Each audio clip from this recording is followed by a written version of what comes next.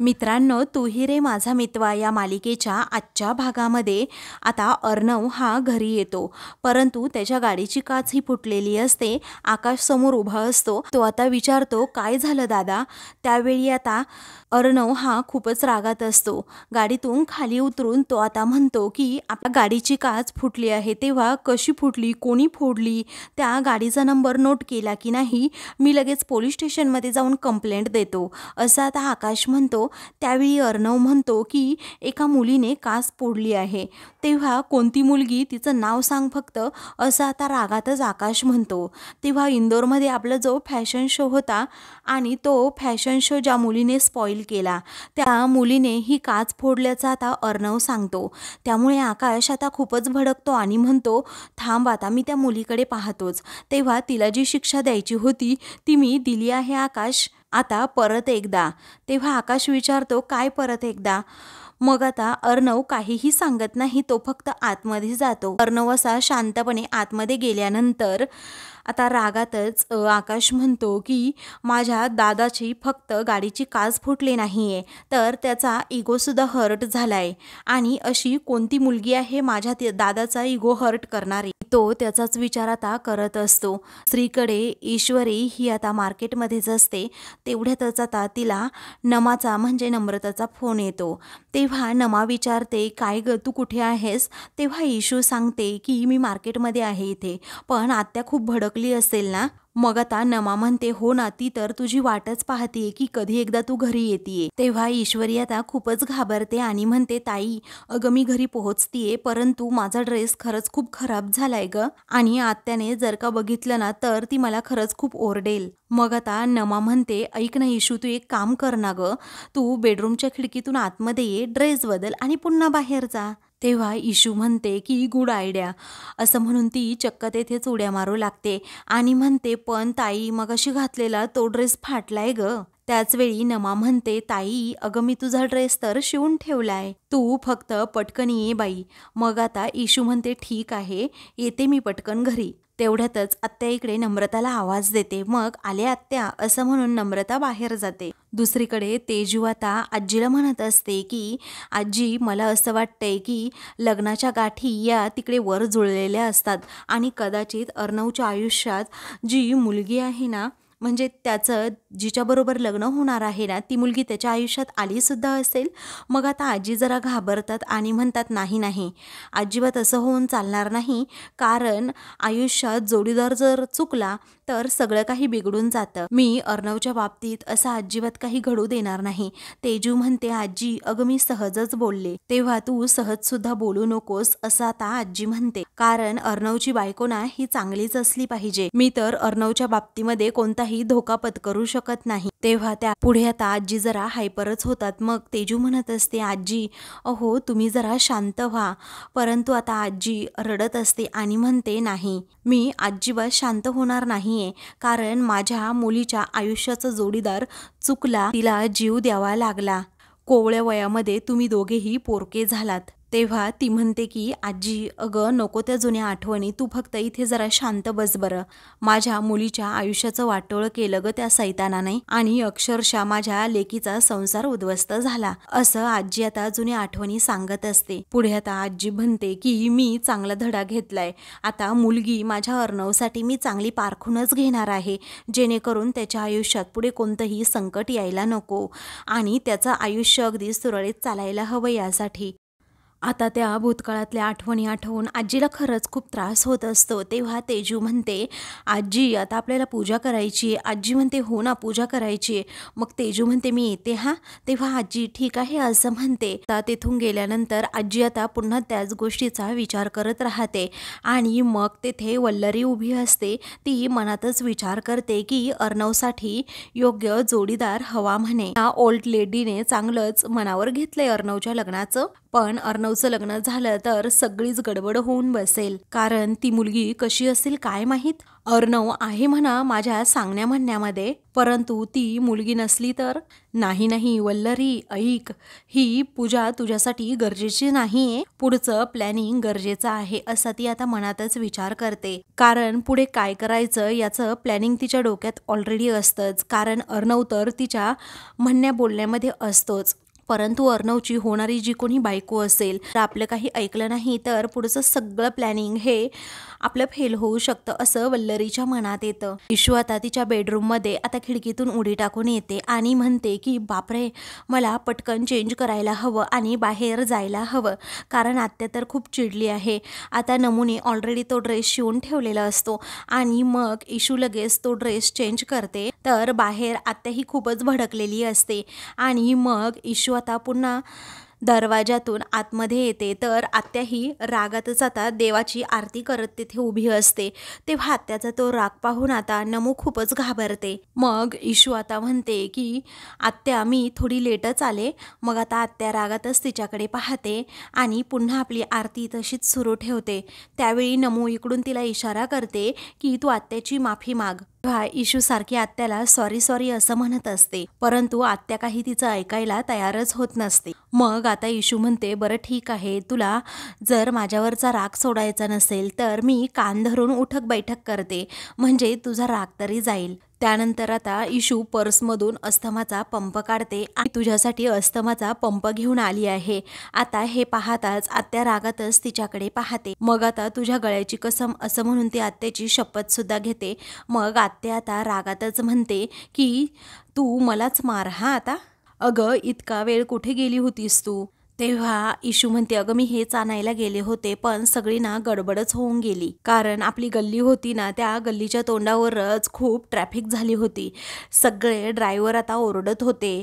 सगळे जे रोडने येत जात होती ना माणसं ती एकमेकांना रस्ता जायला द्या म्हणून. आता फक्त थोडी गडबड झाली आहे छोटीशी असं म्हणून इशू आता लगेच आत्याला सत्य सांगणार असते. तेवढ्यातच आत्या आता पटकन रागातच पुढे येते आणि म्हणते काय काय गडबड काय केलीस तू, अगोदर सांग बरं मला. परंतु आता इशू खूपच घाबरलेली असते, तिला आत्याला कसं सांगावं ना हेच कळत नाही. मग आता काय गडबड केली असं आत्या रागातच अजून विचारते. इशू म्हणते काही नाही, फक्त काच तुटली. तेव्हा कोणाची काच तुटली, कशी तुटली. मग आता इशू म्हणते चुकूनच तुटली अगं आत्या, जवळकर काका आहे ना त्यांच्या गाडीची काच तुटली. मग आता खबरदार जर त्या जवळकरला काका वगैरे म्हटलीस तर. अगं तो जवळकर कसा आहे तुला माहीत नाही, तुला 24 तास नाही झाले इथे शहरात येऊन तर लगेच रिश्तेदारी तू बनवायला निघालीस. तुझ्या या गोष्टी मला अजिबात घुमवून फिरवून तू सांगू नकोस, कारण तुझ्या या गोष्टींना अजिबात मी भुलणार नाहीये असं आत्या रागातच म्हणते. इशू तिला सांगण्याचा प्रयत्न करत असते की अगं आत्या ऐकून तरी घे, परंतु आत्या ऐकूनच घेत नाहीत. तो जवळकर काका म्हणे असं म्हणून आत्या बाजूला जाते. नमू आता इशू जवळ येते आणि खूपच घाबरते. मग आता इशू म्हणते अगं आत्या तर खूपच भडकली आहेस ग. त्यानंतर आता आत्याचा राग कसा घालवायचा असा आता त्या दोघींनाही प्रश्न पडतो. मग मी आता आलूची कचोरी आत्याला मस्त मस्त करून खायला देते असं आता इशू म्हणते. मग आता आत्याला ती म्हणते आत्या बटाटे आहेत का घरात. तेव्हा आत्या रागातच धावून येते आणि म्हणते की मी महिनाभर इंदोरला होते, घर बंद होतं आणि बटाटे कुठून मिळणार.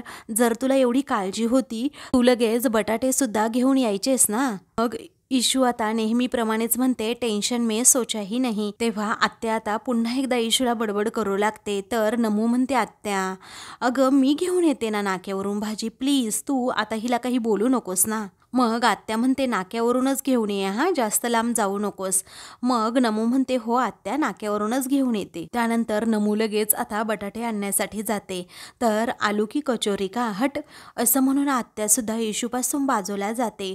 तेव्हा आता मनातच अर्णवबद्दल विचार करत इशू म्हणते की मला ताईला त्या भडकूबद्दल सांगायचं होतं की त्याने माझं लॉकेट आणि फोन नंबरसुद्धा घेतलाय, पण आता काय करू, कारण ताई तर निघाली भाजी आणायला. त्याचा फोन परत येण्या अगोदर काहीतरी सोल्युशन मिळायलाच हवं असं इशू मनातच विचार करते. तर आता दुसरीकडे अर्णव हा रूममध्ये असतो आणि तो आता कुणाला तरी कॉल करतो.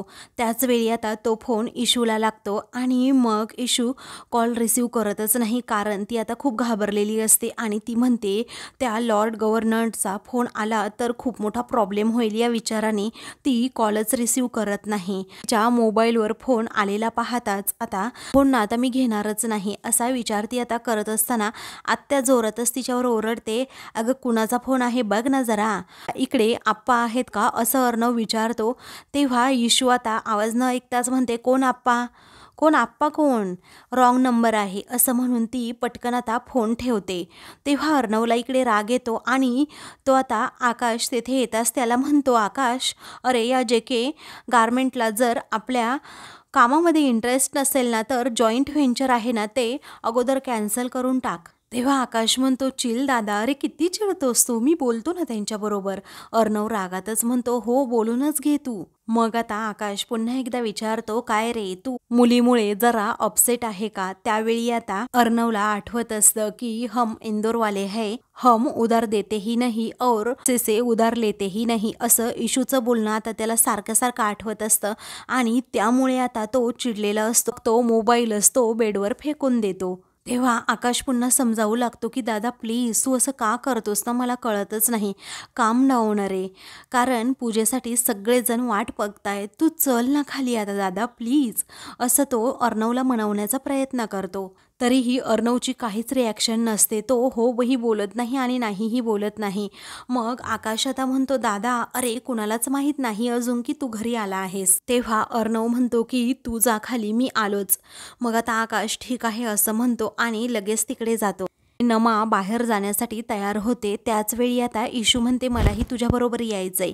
आत्या आता रागातच पुढे येते आणि विचारते, कशाला. मग आता ताईच्या हातामध्ये खूप थैल्या असतील ना, खूप भाजी आणायची आहे असं आता इशू म्हणते.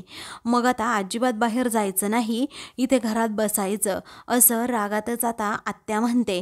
तेव्हा इशू म्हणते, ठीक आहे मग तू स्वयंपाकघरामध्ये मला थोडी मदत करतेस का. तेव्हा मग आत्या म्हणते की काही गरज नाही, मला तिथे तू राबायलाच लावणार मला माहीत आहे, त्यामुळे इथे घरात माझं डोकं खाण्यापेक्षा ना तू तिच्याबरोबर बाहेरच जा. तेव्हा ठीक आहे असं इशू म्हणते आणि लगेच नमाला घेऊन बाहेर जाते. त्या दोघीही लगेच तिकडे भाजी मंडईमध्ये जायला निघतात. दुसरीकडे अर्णवच्या घरात आता पूजा असते. त्यामुळे आजीचा जो मुलगा असतो तो पुढे येतो आणि म्हणतो, आई तुझा मुलगा तयार आहे. तेव्हा हो छान तयार झालास हा असं आजी त्याला म्हणते. मग तो लगेच आईचा आशीर्वाद घेतो. त्याचवेळी सुनबाई कुठे आहे असं आजी विचारते. तेव्हा आता तो म्हणतो की मी आलोच हा पाहून असं म्हणून तो दुसरीकडे जातो. तेवढ्यातच आकाश तेथे येतो तर आजी तेजूला म्हणत असते की अगं आपण दुर्वा आणल्याच नाहीत. तेव्हा आकाश तेथे येतो आणि म्हणतो, अगं आजी मी दुर्वा घेऊन आलोय असं म्हणून तो सुद्धा आजीचा आशीर्वाद घेतो. आजी सुखी राहा असा आशीर्वाद त्याला देते. मग नंतर तो आजीला जवळ घेतो आणि म्हणतो, आजी अगं तू काळजी करू नकोस ना अशी. तेव्हा आजी म्हणते, बाळा तू असल्यानंतर मला अजिबात कसली काळजीच नाही. त्याचवेळी आकाश म्हणतो, आणखी एक गुड न्यूज आहे, ते म्हणजे दादा पोहोचलाय. आजीच्या जीवात जीव येतो आणि आजी ही देवाचे आभारच मानते. आता अर्णव हा तेथे येतो. मग आता पूजा आधी देव पावला म्हणायचं असं आजी म्हणते. त्याच वेळी आता अर्णव हा आजीकडे पाहतच राहतो. मग आता दादा आला दादा आला असं आकाश म्हणतो. आता तो आल्याबरोबरच लगेच आजीचा आशीर्वाद घेतो. आजी आता सुखी राहा असाही आशीर्वाद त्याला देते. तेव्हा त्याचे काका आता तेथे येतात आणि म्हणतात, आपण जरी देवदर्शनाला गेलो नाही ना आकाश, तरीही आईच्या आपण पाया पडलोय, आता म्हटल्यावर आपलं देवदर्शन झालंच ना. अर्णव हो असं म्हणतो. मग आता तू लवकर का नाही निघालास रे असं ते काका विचारतात. मग आता तो म्हणतो, मी लवकरच निघालो होतो परंतु रस्त्यात असं म्हणून त्याला पुन्हा ते क्षण आठवतात. तेव्हा तेजू विचारते, हो अर्णव तू मगाशी मला फोनवर काहीतरी सांगत होता, काय झालं रे. तेव्हा तो विषयच टाळतो आणि कुणाला काही सांगत नाही आणि तो सर्वांनाच म्हणतो, तुमच्यासमोर मी धडधाकट उभा आहे ना, मग कशाला उगीच नको ती काळजी. आणि तशीही आजीची पूजा तरी कुठे सुरू झालीये. तेव्हा ही पूजा मी काही एकटीसाठी करत नाहीये असं आजी म्हणते. ही पूजा फक्त आणि फक्त आपल्या सगळ्यांसाठी आहे, समजलं. तेव्हा वल्लरी कुठे आहे असं आजी विचारते. ते काका लगेच वल्लरीला बोलवण्यासाठी जातात. त्यानंतर आजी आता हाताची घडी घालून एकदम शांत उभी राहते, कारण आजीला आता त्या तीर्थयात्रेबद्दल काहीच अर्णवने विचारलेलं नसतं. मग आता तेजू अर्णवला इशारा करून सांगते की आजीला विचार ना तू. मग आता अर्णव हा लगेच आजीला म्हणतो, आजी कशी होती ग तुझी ती ट्रिप? मग आता आजी म्हणते, अरे ती ट्रिप नव्हतीच, ती तीर्थयात्रा होती. तेव्हा आकाश आणि तेजू हे अर्णववर हसतात. मग आता अर्णव म्हणतो, ओके आजी, कशी होती तुझी ती तीर्थयात्रा? तुला काही तिकडे त्रास नाही झाला ना? मग आजी म्हणते, अरे बाळांनो, तीर्थयात्रेला मी माझ्यासाठी गेलेच नव्हते. अरे तुझी काळजी वाटत होती ना, म्हणून गेले होते देवदर्शनाला. मी देवाला साकडं सुद्धा आता घातलंय. मग आता अर्णव म्हणतो, आजी प्लीज तू माझ्यासाठी असं काही करू नकोस.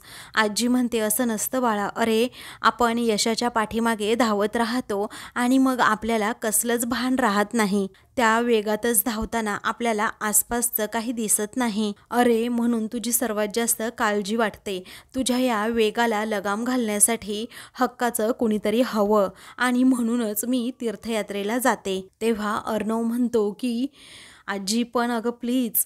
मग आता आजी म्हणते, थांब, विषय संपला आता अर्णव, असं म्हणून आजी लगेच तेथून जातात. तेव्हा तेजू पुढे येते आणि हसतच अर्णवला विचारते, तू कुर्ता घालशील? मग अर्णव म्हणतो, नाही ताई, मी नाही घालणार. तुला माहिती आहे ना मला हे सगळं नाही आवडत म्हणून. मी इथे पूजेसाठी आलोय, तेवढं पुरेसं नाही आहे का? तेव्हा तेजू म्हणते, बरं ठीक आहे बाबा, नको घालूस. मग आता तेजू म्हणत असते की काय झालं रे येताना, तू जरा अपसेट दिसतोय म्हणून विचारते. तेव्हा अर्णव आता काहीच सांगत नाही. तो आता तेथून सरळ पुढे जातो. मग आता तेजू आकाशकडे पाहतच राहते आणि त्याला विचारते, काय झालं असेल? आता दुसरीकडे राकेश हा फोनवर बोलत असतो की अजून ती कशी आलेली नाहीये, कारण मी तिची वाट पाहत इथे मार्केटमध्ये उभा आहे. तो फोनवर बोलत असताना त्याला समजतं की आता इशू इथे येतेय. मग आता तो ठीक आहे असं म्हणून फोन लगेच ठेवतो आणि इशूकडे पाहतच राहतो. इशू आणि नमा या दोघीही आता तिथे मार्केटमध्ये आलेल्या असतात. आता इशू ही नमाला सांगत असते, ताई त्या खडूसचं नाव जरी काढलं ना तरीही मला काही सुचत नाही. अगं सारखं सारखं आपलं पैशांबद्दल तो बोलत असतो ग, माझा ना अक्षरशः दिमागच चालत नाही त्याच्या समोर. तेव्हा राकेश हा आता लांबूनच इशूकडे पाहत राहतो, ज्यावरून नजर सुद्धा हटवत नसतो. त्याचवेळी आता इकडे राकेश हा लपून छपूनच दुसरीकडे जातो आणि मग नंतर नमू म्हणत असते, अगं त्या खडूसमुळेच माझं लग्न ना एका चुकीच्या माणसासोबत होण्यापासून वाचलं. मग आता इशू म्हणते की अगं ताई ते जाऊ दे ग, आणि आता मी त्याला सांगून आली, त्याच्या गाडीचे 50,000 रुपये दिल्याशिवाय मी कुठेही जाणार नाही, आणि ते सुद्धा 3 महिन्यात, त्याशिवाय मी मुंबई सुद्धा सोडून जाणार नाही. नमू म्हणते, काय तू असं का सांगून आली? अगो आपल्याला इंदोरला जायचंय, एवढे 50,000 रुपये तू देणार आहेस का 3 महिन्यात?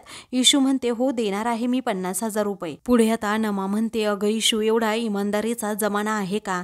आणि तसंही आपल्याला काय करायचंय, आणि आपण इथे राहणार सुद्धा नाही आहोत. तेव्हा त्याचे 50,000 रुपये दिल्याशिवाय मी इंदोरला जाणारच नाही, असं इशू आता शपथच घेते. त्यानंतर राकेश हे सगळं बोलणं ऐकतो आणि हसतच इशूकडे पाहत असतो. दुसरीकडे आता अर्णव हा घराच्या बाहेर येतो आणि आपल्या गाडीकडे पाहतच राहतो, कारण त्याच्या गाडीची काच ही फुटलेली असते. त्याला आठवतं की कशाप्रकारे गाडीची काच फुटली, त्याच्यावर हेल्मेट पडलं. डोळ्यासमोर आता इशूचा चेहरा सुद्धा येत असतो आणि त्यामुळे तो खूप भडकतो. तेवढ्यातच तेजू तेथे येते आणि विचारते, काय झालं अर्णव, का होतीये तुझी चिडचिड? जरा काय झालंय ते मला सांगशील का तू? कारण मगाशी जेव्हा मी विचारलं ना तेव्हा तू सुद्धा काही न सांगता निघून गेलास. मग आता तो म्हणतो, सांगण्यासारखं काही नाहीये. तेजू म्हणते, अरे चिंटू ऐक ना, सांग ना काय झालं ते. मग आता मला ना चिंटू खरंच तुझी ना खूप काळजी वाटते. असं तुझं सारखं सारखं कामात झोकून देणं आणि त्याचबरोबर असं एकटं राहणं. मग आजी म्हणतीये ना की ते बरोबर वाटतं रे कधी कधी. तुझ्या आयुष्याची जोडीदारीन भेटली ना तर काहीच प्रॉब्लेम येणार नाही, आणि यावी एखादी मुलगी तुझ्या आयुष्यात असं मलाही वाटतं, जी तुझी काळजी घेईल आणि तुला समजून घेईल. त्याचवेळी आता अर्णव रागातच म्हणतो, सगळ्या मुलींना एकच गोष्ट समजते ताई, ते म्हणजे फक्त पैसा आणि पैसा. तू, आजी, त्याचबरोबर आई आणि मामी हे सगळेजण सोडले ना तर मी अजिबात एकही मुलगी अशी पाहिली नाही की ती निस्वार्थ माझ्यावर प्रेम करू शकेल म्हणून. त्यामुळे प्रेमबिंब सगळं अर्णवने आता खूप मोठा गैरसमज करून घेतलेला असतो आणि तो गैरसमज दूर करण्याचा प्रयत्न त्याची ताई म्हणजे तेजू करत असते. मग आता तेजू म्हणते, असं नाहीये अरे, ती मुलगी तुझ्यासाठी ना योग्य नव्हतीच. अरे तू इथे यशस्वी होण्यासाठी धडपड करत होतास आणि तिला फक्त आयतं श्रीमंत व्हायचं होतं, ऐशो आरामात फक्त लोळायचं होतं, सुख समृद्धीमध्ये राहायचं होतं. त्या यशामध्ये तिला तुझी साथ द्यायचीच नव्हती. तुझ्या कामामध्ये सुद्धा तिला काही एक इंटरेस्ट नव्हता. आता जाऊ दे, सगळं काही सोडून दे असं आता तेजू म्हणते. तेव्हा रागातच अर्णव म्हणतो, हो ताई, मी सगळा विषय सोडूनच दिलाय, कारण मुली आणि लग्न हे विषय कायमचे मी आता सोडून दिलेत. अर्णवचं हे बोलणं ऐकून तेजूला खूप मोठा धक्का बसतो. ती अर्णवकडे पाहतच राहते. तर अर्णव आता लग्नाच्या बाबतीत कुणाचं म्हणजे कुणाचंच ऐकायला तयार नसतो. तर आता मित्रांनो, पुढील भागामध्ये इशू म्हणते, या रेंजशिवाय मोबाईलचा चेहरा जरी आठवला ना तरीही मला राग येतो. मग आता नमू म्हणते, तू कुणाबद्दल बोलतीये ना मला समजते. अगं तू त्याच्याबद्दल एवढ्या वेळा बोलतीये ना की तिकडे त्याला उचक्या लागत असतील. मग दुसरीकडे आता खरंच अर्णवला उचक्या लागत असतात आणि तेजू म्हणते, कुणीतरी तुझी आठवण काढते. तेव्हा तो म्हणतो, ह्या सगळ्या अंधश्रद्धा आहेत. तर आता दुसरीकडे इशू राकेशला कॉल करते आणि विचारते, तुम्ही मला नोकरी देणार का? मग आता राकेश म्हणतो, हो मी तुला नोकरी द्यायला तयार आहे. तेव्हा इशू खूपच खुश होते. इकडे तेजू आता पूजेची तयारी करत असते. तेवढ्यातच ती आता तयारी करत असताना तिचा पाय अचानकच घसरतो. तेव्हा आता ती खाली पडणार असते. तेव्हा अर्णव जोरातच ताई असं ओरडतो. तेवढ्यातच राकेश तेथे येतो आणि तेजूचा हात पकडतो. अशाच मालिकेंचे पुढील भाग पाहण्यासाठी चॅनलला सबस्क्राईब करा.